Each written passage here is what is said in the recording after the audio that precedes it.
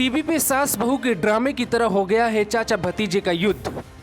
अखिलेश यादव शिवपाल यादव का झगड़ा ऐसा लगता है कि एकता कपूर के स्क्रिप्ट की तरह दोनों अपना अपना एक्ट निभा रहे हैं। शिवपाल और अखिलेश 2019 में साथ आएंगे, ऐसा सुनते सुनते लोगों का दिमाग पक गया था। लेकिन शिवपाल यादव ने तो विरोध में जमकर उम्मीदवार खड़े किए। अखिलेश की 5 सीटें आई तो शिवपाल अपने बेटे को फिरोजाबाद से चुनाव नहीं जिता पाए।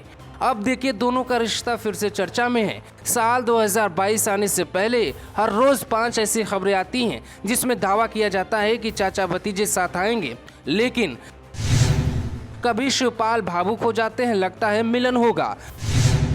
कभी अखिलेश चाचा को सम्मान देते हैं तो लगता है मिलन होगा। कभी शिवपाल कहते हैं सपा की सरकार बनेगी तो लगता है मिलन होगा। कभी अखिलेश कहते हैं हम चाचा के मजबूत उम्मीदवारों का सम्मान करेंगे। आज कुछ और, कल कुछ और, परसों कुछ और। उसके अगले दिन क्या होना है स्क्रिप्ट में सब कुछ लिखा है।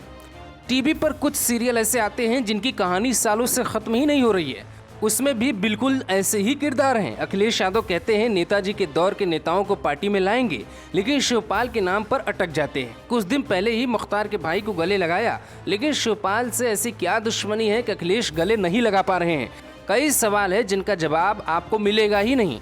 अंबिका चौधरी रोते हैं तो अखिलेश यादव कहते हैं हम नेताजी के वक्त वाले नेताओं को पार्टी में लाएंगे और सम्मान दिलाएंगे, लेकिन शिवपाल के नाम पर अखिलेश संस्कार, विचार, सिद्धांत, संयुक्त परिवार का नारा सब कुछ भूल जाते हैं। समाजवादी पार्टी में कभी मुलायम सिंह यादव के बाद नंबर 2 की हैसियत रखने वाले शिवपाल यादव की सियासत अब ऐसी राह पर आ खड़ी हुई है जहां अखिलेश यादव के साथ उनके रिश्ते पर जमी बर्फ पिघलने का नाम नहीं ले रही है। शिवपाल खुले तौर पर अखिलेश को सीएम बनाने और सपा के साथ हाथ मिलाने के लिए बेताब रहते हैं, लेकिन ऐसी भी बेताबी का क्या मतलब जिसे एक तरफा इश्क कहा जाए।